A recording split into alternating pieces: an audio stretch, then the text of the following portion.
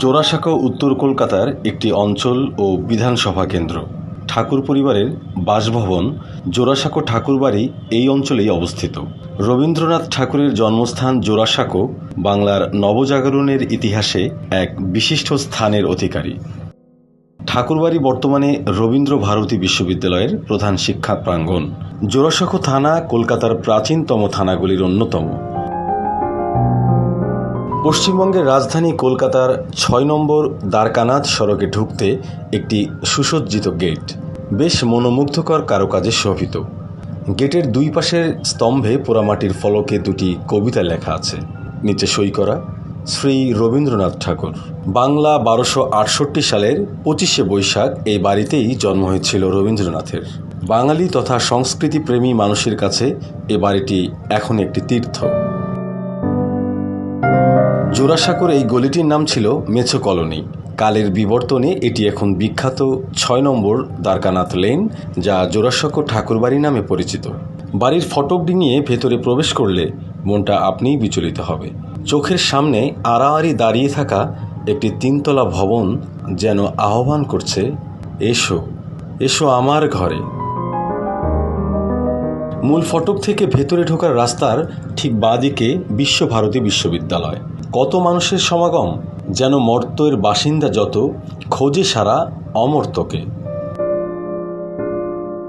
বিশ্বভারতীর সামনে একটি বড় চালতা গাছ দাঁড়িয়ে, তার ছায়ায় আশ্রিত কামিনী সহ নাম না জানা অনেক ফুল ও লতা।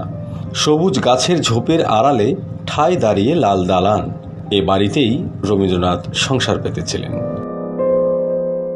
ডান পাশে বাগান পেরিয়ে সারি সারি ঘর। এখানে বিশ্বভারতীর ক্লাস করানো হয়। প্রিন্স দ্বারকানাথের বিলাসবহুল বাড়ির গেটের দুপাশে দাঁড়িয়ে আছে দুটি মূর্তি, এক পাশে রবীন্দ্রনাথের, অন্য পাশে পিতা মহর্ষি দেবেন্দ্রনাথের।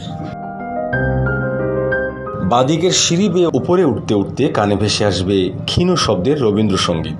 সুরের এই মূর্ছনা আপনাকে নিয়ে যাবে সুরের দেশে। এ বাড়ির বাতাসে যেন সারাক্ষণ সুর আর কথার খেলা চলে। সিঁড়িগুলো লাল কার্পেটে মোড়া। হাঁটার সময় নিজেকে বেশ সুখী সুখী মনে হয়। এর অবশ্য একটা কারণ আছে। এ বাড়িতে ঢোকার পর কেবলই মনে হতে থাকে এ বাড়ির মাটিতে একসময় রবীন্দ্রনাথ হেঁটেছেন, খেলা করেছেন, লিখেছেন, গেয়েছেন। আজ এত বছর পর এই মাটি স্পর্শ করছে নতুন প্রজন্ম। এটা কি কম কথা? মনে হতে পারে এ বাড়ির এখানে সেখানে যেন তার উপস্থিতি টের পাওয়া যায়। ডান পাশের লাল বাড়িটির দোতলার চৌকাঠ পেরিয়ে ঢুকতেই রবীন্দ্রনাথের বসার ঘর। একটি টি টেবিল ঘিরে ৩টি আরাম কেদারা বিছানো। যেটিতে কবি বসতেন সেটি সুসজ্জিত।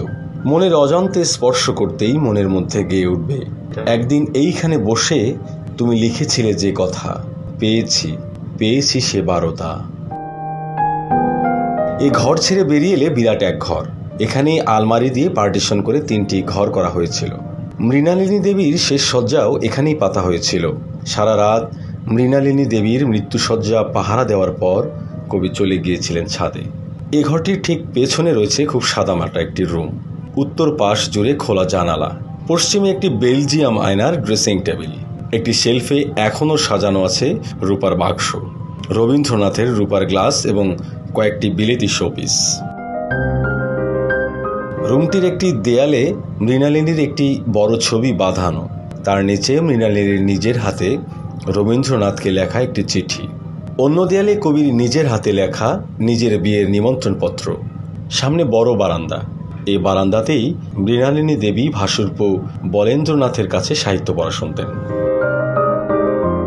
সিঁড়ি দিয়ে নেমে একটু ঘুরে অপর পাশ দিয়ে অন্য সিঁড়ি দিয়ে যেতে হয় আরেক দালানে। এখানে প্রথম ঘরটিতে রয়েছে কবির ব্যবহৃত পোশাক। বারান্দা ঘুরে অন্য ঘরে গেলে স্তব্ধ হয়ে যেতে হবে। এখানেই কবি শেষ নিঃশ্বাস ত্যাগ করেছিলেন। দেয়ালে টাঙানো কয়েকটি ছবি, যা তার রোগশয্যার চিহ্ন মাত্র। এর পেছনের ঘরটিতে পর্দা টেনে কবির শেষ অপারেশন করানো হয়েছিল। আরও সামনের ঘরটি কবির লেখার ঘর।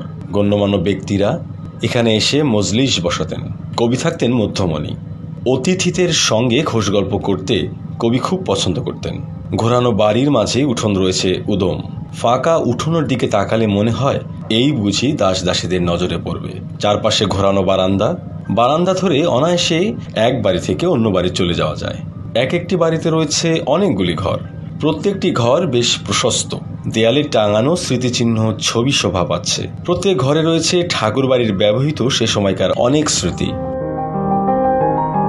তিব্বত থেকে কবিকে দেওয়া নানা উপহার সামগ্রী, চীনা বন্ধুদের সাথে তোলা কবির অনেক ছবি, কখনো লাঠিয়াল বেশে, কখনো হাতির পিঠে, কখনো বক্সার রবীন্দ্রনাথ এবং শিকাগোর কবিদের সাথে তোলা বিভিন্ন পোজের ছবি এখানে স্থান পেয়েছে। জানা যায় জাপানি নামিদামি ব্যক্তিদের উপস্থিতি উপলক্ষে ঠাকুরবাড়িতে প্রথম চা খাওয়ার বন্দোবস্ত করা হয়েছিল। সে উপলক্ষে বিশেষ আকৃতির চায়ের সরঞ্জাম তৈরি করা হয়েছিল। কাঠের চুলার পরিবর্তে দোতলাতেই কয়লার চুল্লির বিশেষ ব্যবস্থা করা হয়েছিল। সে স্মৃতি ধরে রাখতে এখনও সেখানে কৃত্রিম কয়লার আগুন, কেতলি ও কাঠের তৈরি চামচ আর কয়েকটি মগ রাখা আছে। যে বিছানায় বসে তারা সময় কাটিয়েছিলেন সেটি সংরক্ষিত করা হয়েছে বিশেষ ব্যবস্থায়। বাড়ির আয়তন ও কক্ষ দেখে অনায়াসে অনুমান করা যায় এ বাড়িতে শখানেক লোকেরও বেশি মানুষ বাস করতেন। বাড়ির ছাদগুলো এমনভাবে করা যেন কবির লেখায় বা কবি সম্পর্কিত লেখায় বারবার এই ছাদের কথা চলে এসেছে। সত্যি ছাদ যেন মনের বাড়ি। এই ছাদে অনুষ্ঠিত হয়েছে সখী সমিতি। রবীন্দ্রনাথের রাজা ও রানী নাটকের মঞ্চায়নও হয়েছে এই ছাদে। এ ছাদ ঘিরে বাংলা সাহিত্যে অনেক কথা, অনেক গল্পের জন্ম হয়েছে। তাই হয়তো এই ছাদের একটি বিশেষত্ব রয়ে গেছে বাঙালির হৃদয়ে। সিঁড়ি বেয়ে 3 তলায় উঠলে চোখে পড়বে একটি কক্ষ, খুব বড় নয়। এখানে প্রিন্স দ্বারকানাথের ছবি বাঁধানো আছে। এছাড়া আছে কিছু বইপত্র ও শাস্ত্রীয় বই। এই ঘরটির ভেতর দিয়ে একটি দরজা রয়েছে, তার ওপারে মহর্ষি দেবেন্দ্রনাথের কক্ষ। রবীন্দ্রনাথের ছেলেবেলায় পাওয়া যায় 3 তলায় বাবার ঘরে ঢুকে তিনি দরজা বন্ধ করে সময় কাটাতেন। এখানে দেবেন্দ্রনাথের কক্ষে এখনো শোভা পাচ্ছে কুচকুচে কালো একটি মজবুত খাট। খুব জমকালো না হলেও দেখলে মনে হয় আভিজাত্যের ছোঁয়া আছে। পাশে সেলফে রাখা আছে জমিদারির কিছু নথিপত্র, প্রয়োজনীয় কাগজপত্র। এছাড়া শাস্ত্রীয় বইও রাখা আছে। আছে 2টি বিশেষ ধরনের জলচৌকি। একটিতে মহর্ষি দেবেন্দ্রনাথ বসতেন, অন্যটি সামনে থাকত। এখানে বসে তিনি উপাসনা করতেন, কখনো কখনো শাস্ত্র পাঠ করতেন।